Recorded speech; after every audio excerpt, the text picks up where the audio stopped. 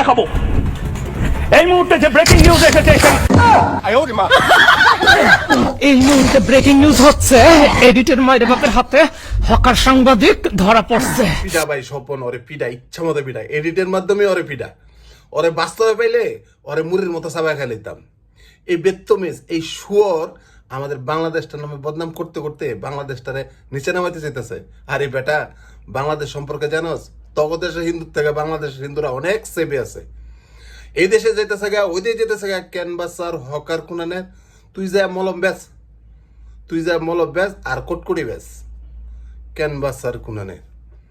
ওর ইচ্ছা মতো বিডা, ওরে যতক্ষণ মন চায় বিডা, এডিটের মাধ্যমে বিডা। ভাই তোর এডিটারে আমি স্যালুট দিই, আজকের থেকে তোরে আমি ফলো করবো।